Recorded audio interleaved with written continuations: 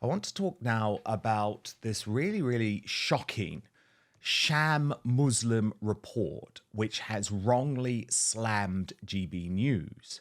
And totally inappropriately, Clive Myrie, who has a reputation, of course, as being one of our greatest newsreaders. Yeah, right. He's just a champagne socialist like the rest of them, taking tens of thousands of pounds to give speeches while propagating political viewpoints as a paid newsreader at the BBC. He was the one that actually promoted this today with a very, very clear political agenda. So I think he should be sacked for that. But this was his tweet. GB News broadcasts half of all UK stories about Muslims, analysis shows. Now, I immediately responded to Mr. Myrie saying, do you not understand that that is actually an indictment of you? The British bashing corporation. You have spent more time nasal gazing over Gregg Wallace than you ever have reporting the grooming gang scandal or scourge of extreme Islam being taught to young Brits in their mosques. Shame. But let me take you through this Guardian report to give you a little bit of an idea of what they are trying to claim. So the Guardian writes, GB News accounted for half of all news broadcast coverage of Muslims over a 2-year period, much of it negative, according to new analysis.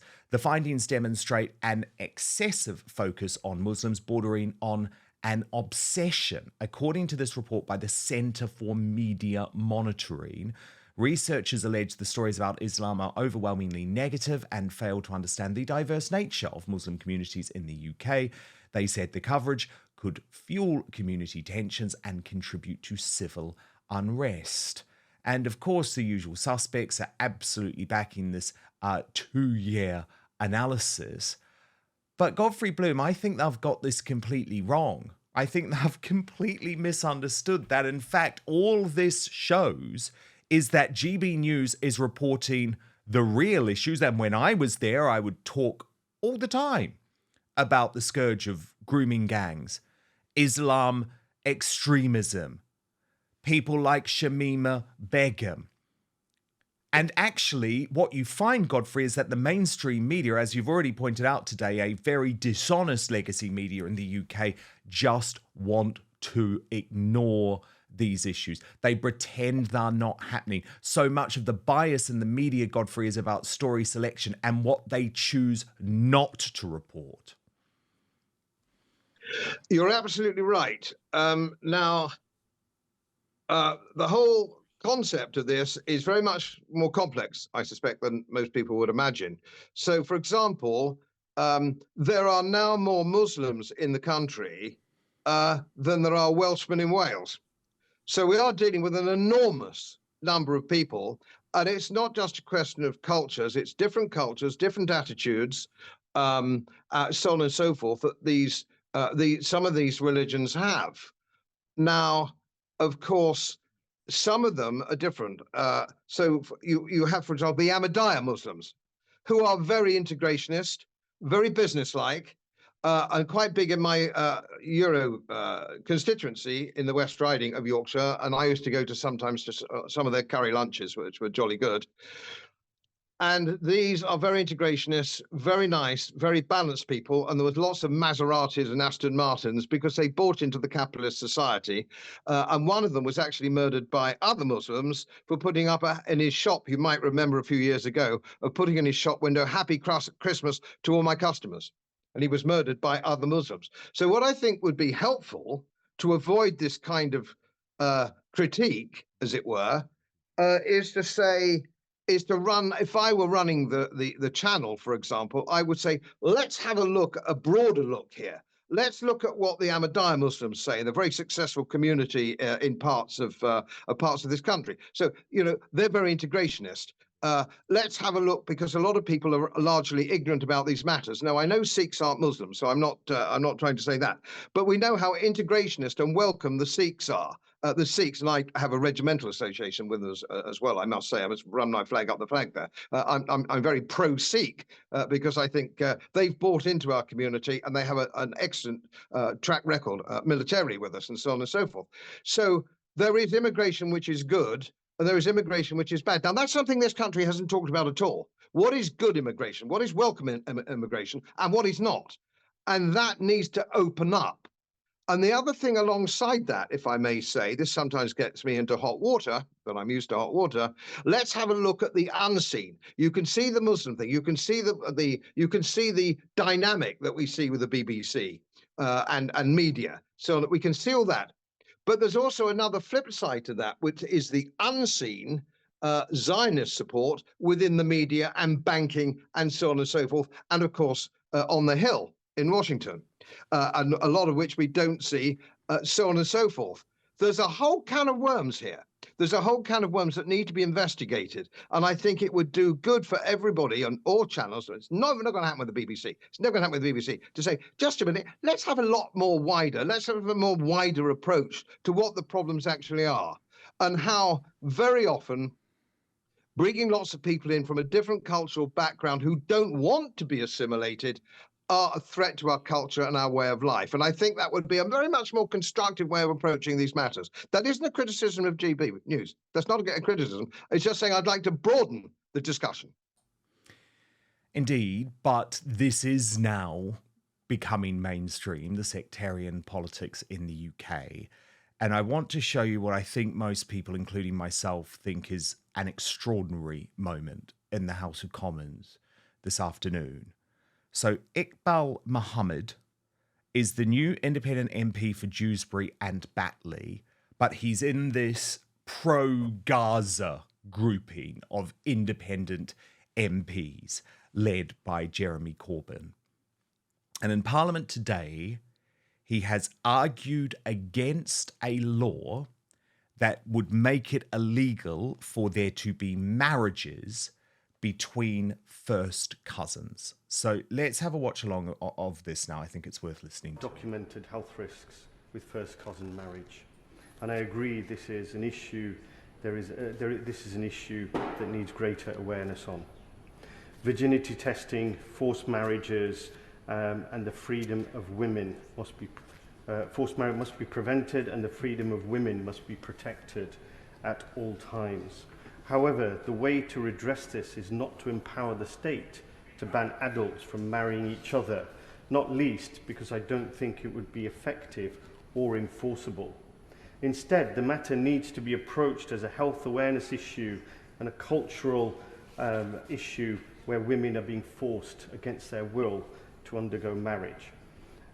In doing so, it is important to recognise for many people this is a highly sensitive issue, and in discussing it, we should try to step into the shoes of those who perhaps are not from the same culture as ours, to better understand why the practice continues to be so widespread. An estimated 35 to 50% of all sub-Saharan African populations either prefer or accept cousin marriages, and it is extremely common in the Middle East and in South Asia. And it may well be Godfrey Bloom, but it's completely unhealthy from a medical point of view, but it goes totally against our culture. And isn't that the point? But first, you know how I often talk about the need for free speech to be protected, but I've increasingly been thinking of the need for personal protection online from snoopers, bad actors, and hackers. And I'm delighted to tell you I have found the fail-safe solution. But what's more, this VPN is also a life changer when it comes to providing you entertainment and information from anywhere in the world, wherever you are. So let me introduce you to Surfshark. This has changed my life, actually. It is an incredible and easy to use service that encrypts all your internet traffic, meaning your online activity stays safe so you can shop, stream, browse, and conduct your banking online in complete privacy as if you're in any country. But the benefits of Surfshark actually go beyond keeping you safe. This is an entertainment tool.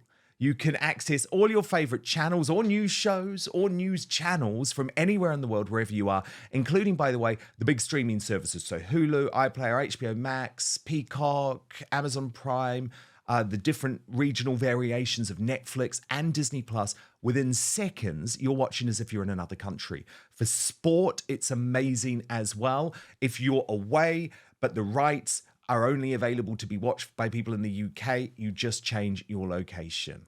And this is an insurance policy too, because there is creeping censorship in lots of countries. I always point to the fact that France, if you're in France now, you can't watch Rumble.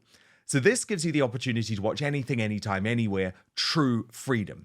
A VPN can also save you money because you can change your location for websites that alter their prices depending on where you are buying from, including airfares and sales and that sort of thing. But there are other benefits too. Surfshark gives you the option for unlimited devices, very helpful for me. I'm one of those annoying two-phone people, but also you can use it for your entire household too with just one subscription. There are over 3,200 servers in over 100 countries, meaning there's a world of choice at your fingertips, plus 24/7 customer service. Especially helpful if it is your first time using a VPN, and if it is, my goodness, you need one of these. So go to surfshark.com/outspoken for an extra 4 months of Surfshark at an unbeatable price.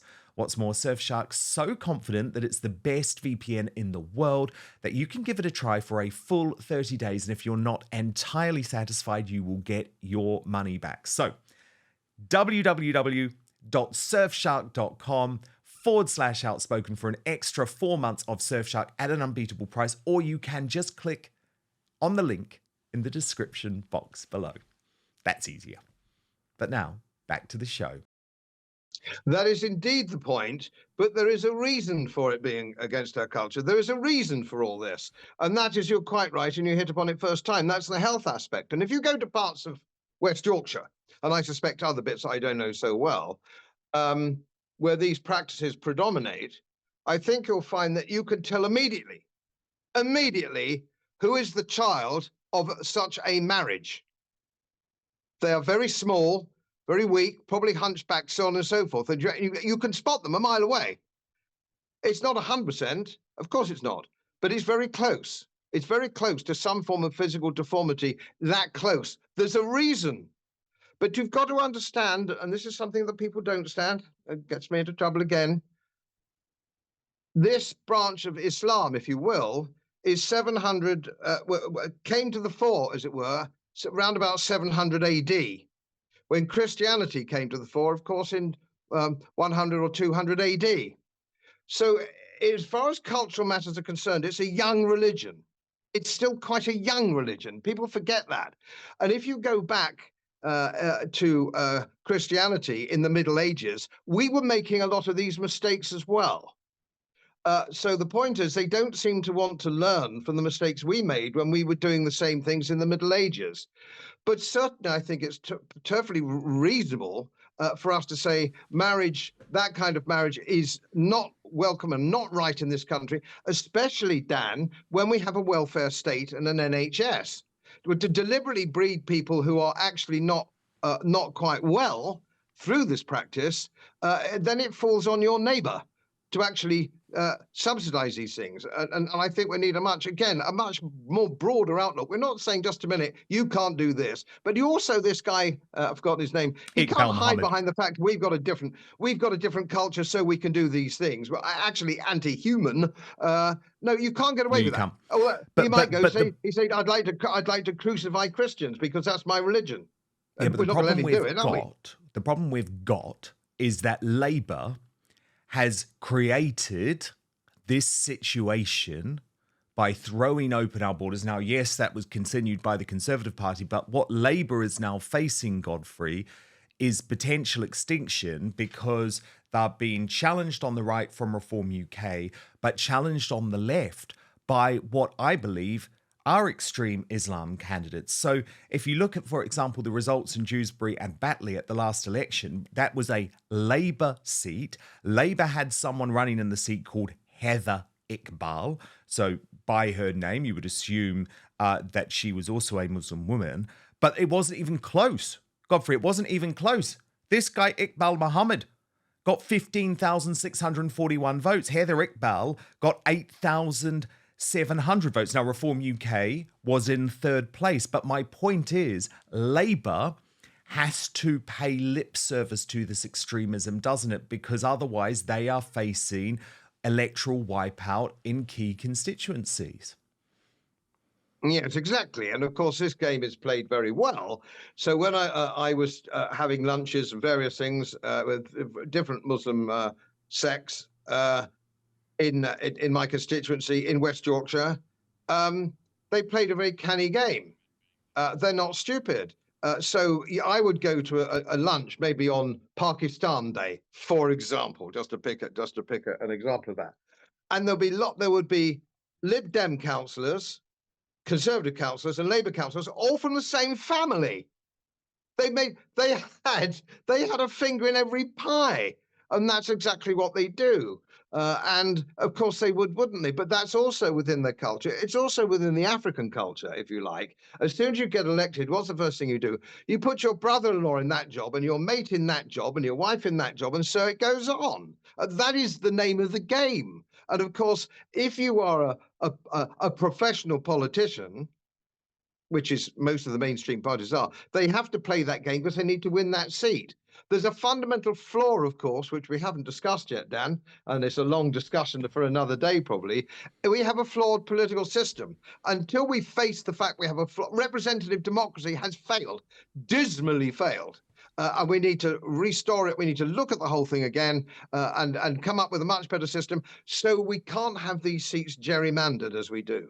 No, indeed. And I would say the start of that would be a change to the electoral system. But yes, conversation for another day.